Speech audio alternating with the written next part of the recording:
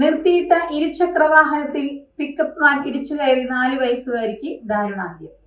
കണ്ണൂർ കുറ്റ്യാട്ടൂർ പാവന്നൂർ കടവ് പള്ളിക്ക് സമീപമാണ് അപകടം. കുറ്റിക്കുന്നുമ്മൽ മുഹമ്മദ് സാജിദ് മൈമൂനത്ത് ദമ്പതികളുടെ മകൾ തഷ്രീഫയാണ് മരിച്ചത്. നിർത്തിയിട്ട ഇരുചക്ര വാഹനത്തിൽ പിക്കപ്പ് വാൻ ഇടിച്ചു കയറി 4 വയസ്സുകാരിക്ക് ദാരുണാന്ത്യം. കണ്ണൂർ കുറ്റ്യാട്ടൂർ പാവന്നൂർ കടവ് പള്ളിക്ക് സമീപമാണ് അപകടം നടന്നത്. കുറ്റിക്കുന്നുമ്മൽ മുഹമ്മദ് സാജിദ് മൈമൂനത്ത് ദമ്പതികളുടെ മകൾ തഷ്രീഫയാണ് മരിച്ചത്. അപകടത്തിൽ ഗുരുതരമായി പരിക്കേറ്റ സാജിദും മൈമൂനത്തും കണ്ണൂരിലെ സ്വകാര്യ ആശുപത്രിയിൽ തീവ്രപരിചരണ വിഭാഗത്തിൽ ചികിത്സയിൽ തുടരുകയാണ്. കഴിഞ്ഞ രാത്രിയിലായിരുന്നു നാടിനെ വേദനയിലാഴ്ത്തിയ അപകടം നടന്നത്. റോഡരികിൽ നിർത്തിയിട്ടിരുന്ന സ്കൂട്ടറിൽ മാതാപിതാക്കൾക്കൊപ്പം ഇരിക്കുകയായിരുന്നു തഷ്രീഫ. നിയന്ത്രണം വിട്ടെത്തിയ പിക്കപ്പ് വാൻ സ്കൂട്ടറിലേക്ക് ഇടിച്ചു കയറുകയായിരുന്നു.